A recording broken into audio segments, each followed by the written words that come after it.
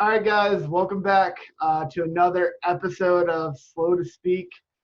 I'm trying to get the photo up right now. There we go, got it. That's the small logo that I made on a website, and I just felt like I needed to do that for a second. So now we're gonna stop sharing, and we're back. I'm here with Ryan Woods. He was 2 years older than me, I'm pretty sure, at Yeah. ACU. Was in GSP with me as well as Dante was. Was a senior when I pledged. I got freshman year. You were in my dorm, right? Yeah, I wasn't worried. I was in your Okay, hall. that's right. But I wasn't on your hall. But we still like talked some and got to know each other. So I've known Ryan for a while, and he posted a video on his Facebook and on his Instagram. And if this is on Facebook, I'll link him to it. But he posted an 18-minute long video about like his thoughts and how he feels about the world and everything right now. And so if you want to listen to that, go watch it. It's a good video. I watched it all, the whole thing. And then right after, I was like, man, I kind of want to start a podcast now and just kind of talk about all this stuff. So I DM'd Ryan and asked him if he'd come on and do it. And thankfully he has. Can you hear me? I can hear you. Yeah, it's not going through my mic. I just realized. Man, that's weird. Oh, well, I'll just use the audio from the other thing. So now Ryan's on. Thankfully, we got it all worked out. Timing and everything worked out. So thank you, Ryan, for joining and for your video that you put out there as well. Thanks, Corbin. I appreciate you watching, man. Mm-hmm. Gotten way more of a response than I really thought that it would. Really? Oh yeah, dude. I noticed that I realized it was 18 minutes long, and I was like, nobody's gonna watch this. Like nobody's gonna watch this. Mm-hmm. And it's gotten such an amazing response. I'm very, very humbled and glad that people are watching it and taking something from it. So for sure, that's yeah. awesome. Yeah, I like started it and then I was like, all right, wait, give me a second. I had to like get in the right. I was like hanging out with friends. So I was like, all right, I got to get out of this and actually like listen to it. So then I listened to it later that night, and it was good. Good to hear. So basically, how I've kind of started this podcast with, I want the guests to share their story, how they got to where they are. Right now, Ryan's living in LA. He's working, doing PT out there, or not in LA. He's living in California, a little bit away from Los Angeles. 45 minutes from LA. All right, close enough. Because I say I'm from Houston. I'm like 45 minutes from Houston, so I'll count it. LA is fine. LA is fine. All right. But he's living out in California now and living a good life out there, I assume, because it's a great place to be. And so basically, I just want to ask you, like, how did you get there? What's your story up until this point? All right, just how I got to California? Or how you got to ACU, anything that you want to share about your life. Okay. Now you. All right. So I grew up in Dallas, Texas. I lived in Mesquite, which is a suburb of Dallas. I don't know if anybody's heard of it. It's a small town. I grew up there for my entire life. My parents still live in the same house that I grew up in, so I've never really moved. I've always lived in the same house until I went to college. And I went to Dallas Christian School, it actually went from K-3 all the way through 12th grade. And so I went there my entire life, up until college. And then, so it's a predominantly white school. I think there were about 5 or 6 Black people that I graduated with in my graduating class, but it's predominantly white. I also grew up in church, going to church all the time, and I went to a predominantly Black church. And so I was always at church, always at school. And so I really had the best of both worlds. So like I spent a lot of time with Black people, also spent a lot of time with white people. So like growing up, I've always kind of had the ability to be able just to kind of live in both environments and transition well between both environments. And so I would like to say that I have a unique kind of experience being in those two environments growing up. But I'll go back to that a little later. So After Dallas Christian, I went to ACU, which is also predominantly white. Scratch 'em cats. Scratch 'em cats. Yeah. Live purple. Live- I didn't wear this shirt on purpose, by the way. Oh, okay. Also went to ACU Mhm. and loved it. It's also predominantly white organization as well. It is. And then after graduating there, I went to Hardin Simmons for physical therapy school, which is also a predominantly white organization. Yeah. And so, needless to say, I've spent a lot of time in the white community, but I've also had my share of being in the Black community. Obviously, I mean, my family is, obviously. And so, fast forward, I graduated physical therapy school and moved out here to California and absolutely loving it. And it's funny, the community that I'm living in is a predominantly white community. So I have spent a lot of time in the community. And so if we let's rewind and go back to my time at Dallas Christian and just kind of growing up as a Black male in a predominantly white environment. A big part of my life, and I kind of mentioned this in the video, I was called white. I was never really allowed to be Black because of certain traits that I possessed. I mean, I guess, I don't know, I spoke eloquently. I didn't grow up in the hood, or whatever. Like all these stereotypes that black people had, I didn't fit. And so people would call me white, or they call me Oreo or whatever. And what's crazy about it is that like only white people would call me that. No, Black people never called me that. My friends at church, like all the black friends I had at church, never called me that. But the white people would. And it would bother me. I mean, it bothered me. It gave me a lot of anxiety and made me think that I didn't belong to the race that I clearly was. And so it just kind of, it bothered me for a while. And then when I got to college, which I was still kind of being called that, not as often, but I was still being called that. When I got to college, I realized like, wait a minute, then like, what is Black? Like, what is the definition that these people, they feel like they have to call me white? Like, what is their definition of Black? How do you think a Black person should be? What is your view of a Black person? Because if your view of a Black person is they're from the hood, they listen to rap music, they sag, they don't speak eloquently, they live in a poor neighborhood, whatever, they curse at every word, whatever it is, then A, you're wrong, and B, that's racist in a way because you have summed up every Black person. You feel like every Black person can be summed up in one group. Sure, and that's not, and it's not fair. And your view on Black people it's very demeaning because you're telling me I can't reach a certain level. Like I shouldn't reach a certain level because I'm Black. Like white people have to be, white people are the opposite of what you think the Black people are. You know what I'm saying? Yeah, like if I speak eloquently, I'm Black. I'm white. If I don't sag, I'm white. If I don't curse every other word, I'm white. If I don't live in the hood, I'm white. Whatever it is, like, why does that make me white? You know what I'm saying? And I think society has these preconceived notions, and society has these like ideas of what Black people are supposed to be, whether it's being violent or aggressive or whatever. And I think that has a lot to do with police officers or anybody feeling like they have to protect themselves when they're, come in contact with a Black person, a Black male. They feel like they're going to be violent, they're going to be aggressive or whatever, and that may not even be the case. I mean, you know me, Corbin, I am the least violent person in the world. But to the person that doesn't know me, they might have an idea, they don't even know me, but they might think that I could be, that I have the capacity to be violent or that I have the capacity to be aggressive or whatever. And as, most people know, I'm the first person to smile at a stranger. I probably smile at too many people, so I probably smile at too many strangers. But like, that's the thing, right? We don't have us as Black, like the issue is we don't ever feel like we have the chance to like make our case or like explain ourselves or say like, hey, I'm not like that. Why do you think that I'm going to be violent to you? Yeah. Why, like, for example, I've had white women lock their car doors when I walk by.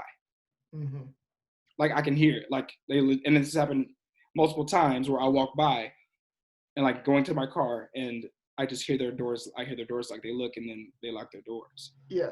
And it's like, wait, why? Yeah.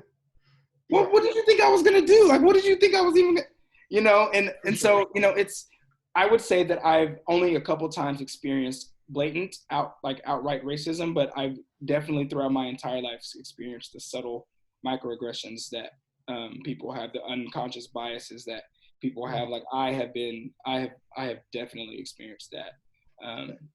And it's not fair because it's like, if only you knew me. Yeah, for sure. Um, And yeah, Go I just want to go Go a ahead. little off of that. Yeah, for me, growing up, I grew up in Conroe, which is 45 minutes outside of Houston. Yeah. And it's like, I don't know how to say it. We got the rich area on one side of the tracks and then the poor area on another side of the tracks. And we don't have like any legislation in line that makes you have to buy like nicer houses. So a bunch of people live in mobile homes and like all this other stuff on this other side of the tracks. And anytime that I'm driving over there, it's like, this is a little bit of a counter. Anytime I see anybody sketchy on like either they're white, they're black, they're Hispanic, anybody like who, to me, I'm just like, oh no, I do casually look over. I'm like, all right, just make sure my doors are locked. And then I'm like, okay, good. So I do want to just counter that. I understand that like that probably does happen a lot more, and it's not just my experience.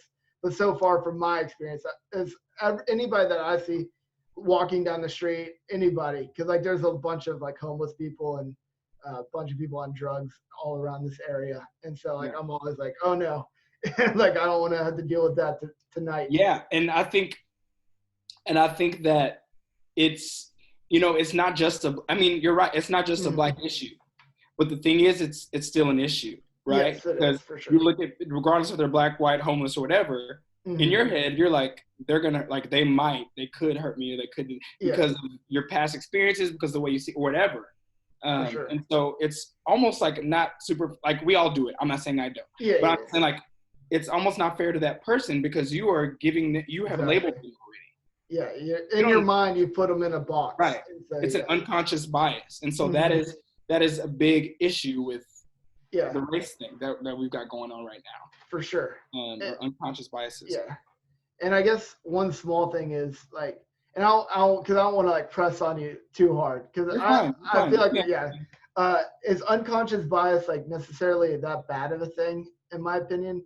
Because like for humans, in my opinion, we have to deduct a lot of stuff with our eyes. Like we have to put people where we think they should go. And I think some of that can come off like racist or stereotyping and all that stuff. But also I think like it helps a lot of people be able, and maybe it's not good to label somebody immediately, but I feel like it helps though in some areas and in some ways. In what areas? Like, are you saying like? Not just for like danger or anything, but just like how you need to react to a certain situation, or how you need to be to somebody, like whether it's a rich person, a poor person, any race. Like I just feel like your eyes and how you label somebody helps you react in that way. And so my thing is that necessarily all bad, or is it just like when you get down to, oh, that's a African American man, or oh, that's a Hispanic or a poor person, is that the bad part? I agree. I think that's the bad part. I think the bad part is when you box in a certain group of people, and you legit have labeled them. And so if, like, for example, I posted something on my Instagram. I'm not going to tell the whole story, but basically, this white woman and this black guy, they walk out of a Target at the same time, and the buzzer goes off. And the guy standing at the door, he stops the black guy. And the woman is like, wait a minute, why did you stop him and not me? And so she turns around and she says, why did you stop me? And he said, ma'am, you're fine, go ahead, you're fine. And she's like, why didn't you stop me? And turns out the black guy didn't have anything on him. But the guy standing at the door, he just automatically thought, like, without, he probably wasn't even thinking, but he thought like, okay, it's probably this guy, not the girl with the, Louis Vuitton bag, because she said she had a Louis Vuitton bag, she had Starbucks in her hand, whatever. She didn't even have any bags. And the black guy had all these bags in his hand, like he had purchased. And so he thought to check him and not her. And so that kind of goes to the idea, like, that's a bad unconscious bias right there, because you automatically think, oh, it's going to be him and not her. When at the end of the story, she says she actually had something in her purse that set off the alarm that she didn't realize was in there. And so, like, I think it goes back to that. And also, Corbin, I think, sorry, I don't know if you're about to say something, but no, you're good. Go ahead. I think that a lot of our unconscious biases are embedded when we're younger. For sure. And so I think the majority of parents out there, like not all of them, there are some bad seeds, but I think a lot of parents out there, at least the parents that I've come in contact with, they're awesome. They would never tell their child, like, hey, stay away from black people do this, this, and this, like whatever, like that's not, they teach their kids to love everyone, right? Yeah. But how do these kids get their bias? Like how, like when nobody's, like born with racist thoughts or biased thoughts. But like if these parents are doing everything in their power to make sure that their kids love everyone or like don't see people a certain way, where are they getting this from? And I think it has a lot to do with society and the way that it depicts black people, like, and I think that it's embedded at a younger age. I agree. And I think that it doesn't, and Corbin it doesn't mean that you are racist or anything. That's fine. Or like, you think homeless people are bad or whatever. It's just what you already know, what you've kind of seen around or what you've heard or whatever, that's influenced that. And so I think it's important for people to recognize their biases, not necessarily feel bad that they should feel bad that they have them, but not beat themselves up that they have them. Just now it's like, okay, I have this bias. How do I fix this? How do I change it? Because I know all black people, all homeless people, whatever, are not the same. Yeah. So what am I going to do to change that? Because this is obviously it's causing a lot. These biases are actually causing a lot of harm. So. Oh, for sure.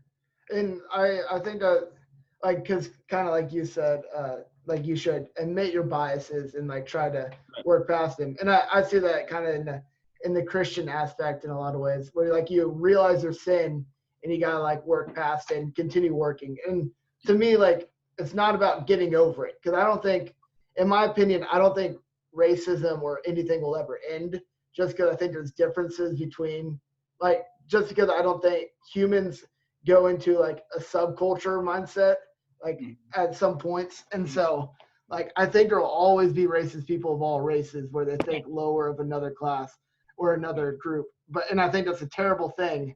I think it's recognizing those biases, like you said, and recognizing like those thoughts that you have in your mind and going, okay, why am I thinking this? How can I work it out? And how can I think of it in a different way a lot of times?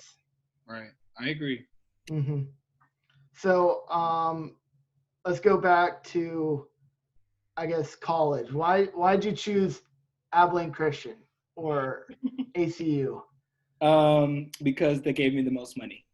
That's a good choice. If we're being honest, that's why. I mean, I love the campus. So going to Dallas Christian, like I told you, going to Dallas Christian, it was almost like a thing that you would go to ACU because they're almost like kind of sister schools. I mean, it's a small Christian school. Yeah. Dallas Christian is, and so is ACU. So like a lot of people from DC would go to ACU. So like I already knew about the school. I'd already been there a couple times. Then they gave me the most money. So like it just made the most sense. And I loved the campus. Like obviously I loved the campus, but I didn't really realize how much I would love it when I got to ACU. But that was really the main reason I went. Okay, nice. So let's move, I guess, off of past. Okay. What's like your thoughts kind of on everything going on right now? Like with obviously the horrific murder of George Floyd that it was, and then all these protests and the looting and the rioting. And I separate them. I say there were a group of peaceful protesters, then there was a group of people out there literally trying to cause harm and do as much damage as possible. And I don't think they were part of the same groups. I think they're all separate people. But so kind of just your opinions on everything that's going on in the world right now, in America, I guess, right now. Okay, yeah. Oh, that's a loaded question, man. It is. It's pretty big. But I won't. I'll try. I say I'll keep it short, but I probably won't. But Talk as long as you want. You're good. If I talk too long, I won't get my point across. But generally, man, I think what's happening in America today is way overdue, Mm-hmm. and I think that this is. I mean, it's life change. It's amazing, man. It's so great that things are taking flight, because this is not the first time that we have, like, a Black man has been killed, and Mm-hmm. we have, like, you know, tried to raise awareness. This is not the first time that we have, like, outspoken about a Black man being killed. Like, Mm-hmm. I mean, every time, I mean, like, in the past, right? Whenever, Ahmaud, I mean, that was recent. Let's go back to, Oh, yeah, that one was a bad one. Yep. I mean, it was. That one was a terrible one. Seriously.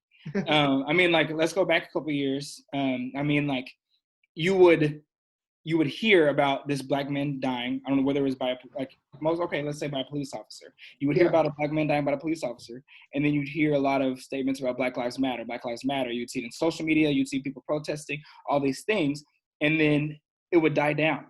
Mm-hmm. Or people would think that we're overreacting, that we just need to, like, be quiet, calm down, or whatever, move on, or whatever. And, like, it would be this, like, ebb and flow of, like, oh, Black person died, Black people outraged, like, Black people Mm-hmm. protesting all this, and then it will go away, And so, like, now that this has happened, and I hate that it took a man dying legit for this to happen, but now that this has happened, I mean, everything is taking flight, right? People are, like, really seeing something that we have seen for our entire lives. Like, we have seen for so long, but now people are, like, just now seeing it. Mm-hmm. And it's awesome that the attention that it's getting and the changes that it's bringing. And it's really awesome, because a lot of us worry about our children, right? Even if we don't see change, if we see little change now, like, the big change can happen when our children are our age, and they can be seen as equal, and they can be treated equally. And, For sure. it's a big thing. And so I'm happy about the things that are going on right now. But, as far as the rioting and the looting go, I think you hinted on it, so I'll touch on it. Yeah. Obviously, I do not condone it. Mm-hmm. That's not something that I would obviously condone, destroying businesses and whatever. But I do want people to understand it. Mm-hmm. You don't have to condone it. You don't have to condone it to understand it, though, right? Because this is something that, like, we have been fighting for years, right? I mean, years we have been yelling, screaming, like, hey, we're oppressed. Like, we're not treated the same. Like, all that we've been, and so now it's almost like the pot is boiling over, right? If you get angry, right? If you're frustrated and you feel like somebody isn't listening to you, and you keep telling them, hey, like, I'm hurt, and they're just not listening to you, and the more angry you get, the more frustrated you get, sometimes people get violent. And sometimes, and anger is like, it's the last step of grief. I think, is it grief? I think. Yeah. I forget them. It's okay. But anger, I mean, like, hurt people. Let me use this. Hurt people hurt people. Mm-hmm. So sometimes you are so emotional and you are so hurt that you don't even care who you hurt, right? Yeah. And this rioting and this looting, although it is being tainted by people who aren't even part of the movement, but a lot of this that's happening is because we are so tired of screaming and like saying, hey, listen to us. Like, it's like, all right, the only way to do this is, like, to get the government's attention is to wreak havoc, then we'll do that, Yeah. And another way you have to look at it is that, like, these people, us, or people that are rioting and looting, whatever, like, they feel like they're like, the other side of the contract that we've signed with society is not being held up on society's end. Yeah. We don't feel like society, right? And so, like, we say that we'll obey, we'll, like, follow these laws, we'll, be quiet or whatever, we'll act civil as long as, the other side, the government or whatever, they hold up their side. For sure. And so that's kind of how society is created. Like the efficiency of society is created because Mhm. people will do what they're told if the government gives whatever.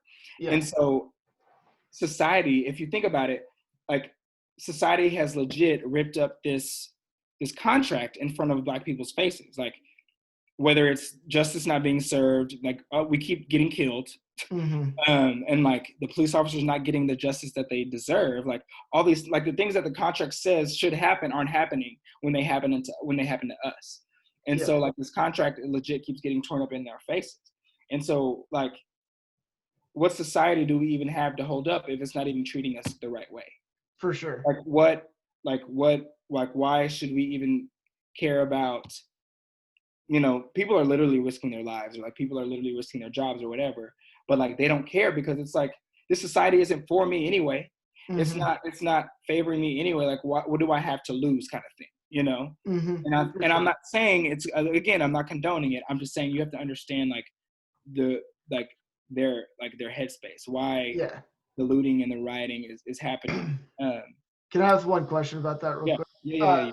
Doesn't, and because I've heard this argument or seen this, but doesn't that hurt or help racist people come to more conclusions about Black people or African Americans? Like, doesn't that, like the rioting and looting and people who are doing that, if they're African American? I know a lot of it started by Antifa, and I hate Antifa. I hate calling them Right, Antifa right, because right, they're not really anti-fascists. They're out there to cause violence. I right, hate Antifa with a burning passion, and right, I'm not gonna keep going on Antifa. right, But right, right, right. doesn't that help the people out there create more racist ideas about African Americans if they are out there looting and doing stuff? Because in a lot of people's minds, and I'll speak because I know some people like this who think, oh, Black people are just out there to get free stuff right now. And like, because like there's Mhm. interviews where I've seen a Black guy rob a TV, and he said he was just happy he got a TV. Like he wasn't even in for like Mhm. George Floyd's name or anything. And it's like there's these videos going around. So not in my opinion, but in a lot of I other got you. people's opinion, they think that like in their opinion, this hurts like Black people more because now there's even more of a stigma around the looting and the rioting that African Americans are doing Yeah, out there. I have a couple things to say on that. Okay. Just two. Yeah. One, I think the people who think that, Mm-hmm. whose view is worsened by that. Mm-hmm. I don't think they educate themselves on on Black history. I don't think they True. educate, because if you educate yourself on, like, because this isn't the first riot. Like this is the first rioting like all this stuff is like, this is Yeah. nothing new, right? Mm-hmm. Like if you really educate yourself and like learn the history, learn the facts, figure out why these things are happening instead of just writing them off as Black people are violent. Black people Yeah. can, like, you will understand why you won't condone it. I'm not saying you condone it, but you'll understand why these things are happening, and you'll have more Mm-hmm. of an understanding about it. For sure. And so, Okay. like, I think if somebody is going to talk about the rioting and the looting, I think they should also talk about the system that has caused it, like the Mm-hmm. reason why the rioting and the looting is happening. Does that make sense? Yeah. Like, I Yeah. feel like people just like No, they I need to do. educate themselves on Mm-hmm. what's going on before they just talk about, like it's like For sure. they're looking at the, like, I don't know. I'm trying to think of a good analogy. I said it, Yeah. but basically, that wasn't Yeah. good. But you get what I'm saying. Like they're looking at the Yes. outside. They only see the outside. Like, okay, let's look at why this is happening and figure Mm-hmm. out how we can change this, and not label people off of what's happening. Like, let's figure out why they're angry. Let's figure out why they're upset, and see if we can Mm-hmm. support that change. Second thing I want to say is that we know that this is not the right way to do things, because we have done this for years, and look where we are today. Still fighting for it. And so, like, we know that this is not like the way, like Mm-hmm. the sure way to do it, but you have to understand, like, some people are like, that we've tried What everything. else? Yeah. Like, Yeah. tell us what we need to do. Please Mm-hmm. tell us what we need to do, because I can guarantee you that everything that you're going to suggest has been tried and we have not been heard. Mm-hmm. And so it's the voices that have been crying out for years, and they're like, all right, we've tried everything. We've tried to peacefully protest. We've tried to do all these things. So please tell us what to do, because we have tried everything and we have not been heard for literally 400 years. So it's like, what do we, you know what I'm saying? Mm-hmm. No, Um, I get it for and sure. so we know it's not the right way. We know, but like, please please tell us, Yes. you know? And I wish I Uh, had that answer. I right. don't, but A lot of us don't. I mean, a lot of us don't. But I mean, the answer really is, I mean, I think that everything, the change that needs to happen, it needs to happen in the system and it needs to happen in the government. for But sure. you didn't ask me that. So that's my 2 cents. Okay. Do you? So I will say I don't believe in these things I'm about to ask. But do you think that white privilege and systemic racism are a thing? 'Cause I'm gonna be straightforward. I think that there's a class privilege. I think that if we're at the same economic class, we have the same uh, chance of getting out. Like, so whatever money wise we have, I don't think I get anywhere or white people get anywhere based on the color of their skin. And I might be wrong, but everything I've watched and tried to learn about in white privilege and systemic racism, I do not personally agree, and I don't see the side. So my question to you, basically, and I just want to be upfront with that to start You off. can't, Corbin. These conversations are what need to happen. Oh, for and sure. The fact that like without worrying about stepping on people's toes, without worrying, like, this is what needs to happen, regardless of how you like, how people feel. Like, I think hard conversations need to happen. So you can be real. You can be honest. Okay, good. I don't want to. I feel bad, but no, I hate you now. I'm not gonna talk to you. All right, good. No, I'm kidding. Wow. So just your views on white privilege or systemic racism in general. Yeah. So white privilege. Okay. Wow, I wasn't ready for that. So, yeah, I know. Sorry, it's kind of a hot topic right now. It is. It is. It's okay. I just have to formulate my words. I'm trying to formulate my words because I kind of, with that question, I just want to help anybody who like maybe is in the middle or what they're feeling, like just how. Oh, dude, I got you. Yeah, I got you. Okay. I'm going to say that white privilege exists, mainly because whether you or the people you know have the opportunities that people in your same class have, or whatever, like, or don't look at people, there are still people in this world who look at Black people a certain way. For sure. Whether you do or you don't, right? And so your privilege it's embedded, right? It's an automatic thing that you have because people don't see you the way they see me, right? And so the privilege that you have is the fact that like you are seen as more, right? Like less willing to be violent, less willing to be a thug, less willing to be whatever because you are white. And so because of that, like more things are able, like you are more able to do certain things. And I see what you're saying because like I see what the whole class thing that you're saying. Yeah. But say it's okay. Say a Black person in your same class. Say you had $100 million. You were rich. Okay, and there was a Black person, same amount of money, right? Okay, both of you apply for a job. You dress the same. You dress the same, right? Both of you got a suit on, whatever. Same age. Both of you apply for a job. Now that person that is interviewing you both might have a little bias. Okay, say they do. You know, you can't pick who interviews you, whatever. Say that person has a little bias, right? If they have a little bias, but say they have an experience with the Black person or something, like they have a past experience that they didn't enjoy with the Black person. They saw this Black person, all they've seen is like Black people on rap video, whatever, right? So how do you think they're going to see that Black person compared to the white person that looks exactly like that, who's dressed exactly alike?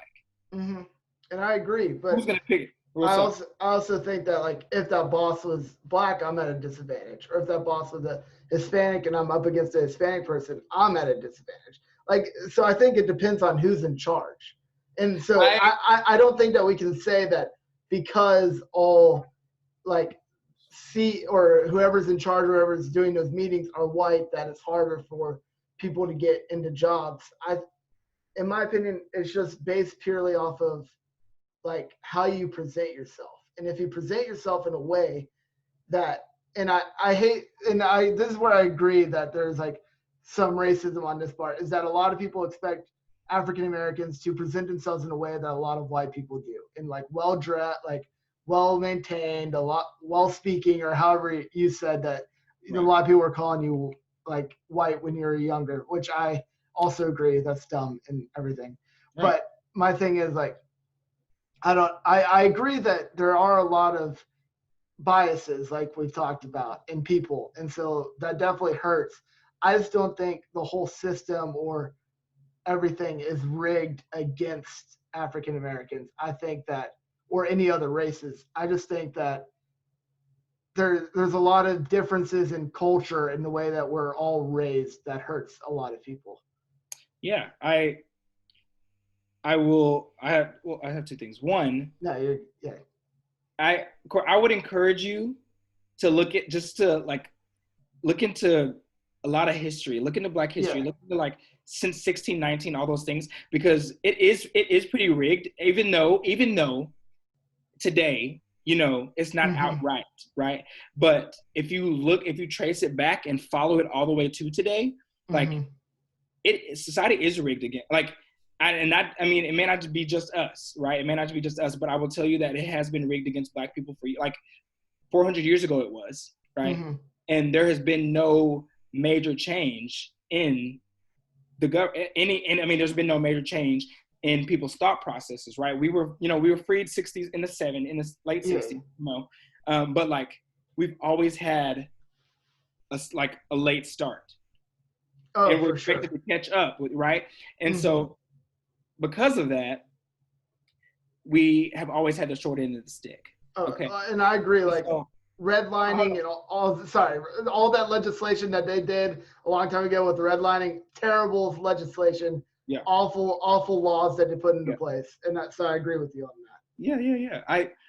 I also want to say, like, I agree. I think I see your thinking on the Mm-hmm. whole, like, if the person was Hispanic and I wasn't, like, or Mm-hmm. whatever, like, but like the main thing right now, the main focus right now is what is going on in the Black community, right? Mm-hmm. And I'm not shooting down what you're No, saying, no, no. because what you're saying is true. Yeah. You know what I'm saying? I Mm-hmm. mean, we all have biases. We all have biases against different races.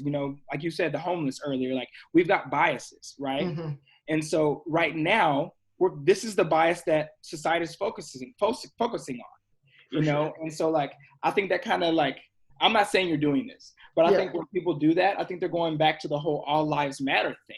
It's Mm-hmm. like we're like saying, like, all lives matter, all lives matter. Like, yes, all lives matter, Mm-hmm. but like you're missing the point, kind of thing, right? Yeah. You're like, hey, well, this person, you're like generalizing it, and it's like, Yeah. okay, yes, we know all lives matter, but there is something that is like, there is a life that is mattering less. So, like, let's figure out how we can get it to be equal with all the rest of them. You know what I'm saying? Mm-hmm. And so I think when people do that and they say, like, well, if I was Hispanic, or like if I was like whatever, Mm-hmm. then it's the same thing. Well, yes, we know that. We know there's biases. We know all of that. Like, there's not just bias. America isn't against Black people, although the system has been. But I'm just saying, Yes. like, white people are not as a whole against Black people, but there are the people throughout that are dispersed throughout our nation that are racist, that do have biases, For or sure. even are outright racist. And so you can't pick the people. You can't pick the people who choose people for jobs. You can't pick people who arrest people. You know what I'm saying? Like, you can't pick those people. There are people that are out there. And so it's just a matter of being aware of that and making sure that you don't contribute to that. Oh yeah, for Just sure. be aware. So sorry. Mm-hmm. No, talk as long as you want. So yeah, I was gonna say something, but I kind of forgot. I'm not gonna lie.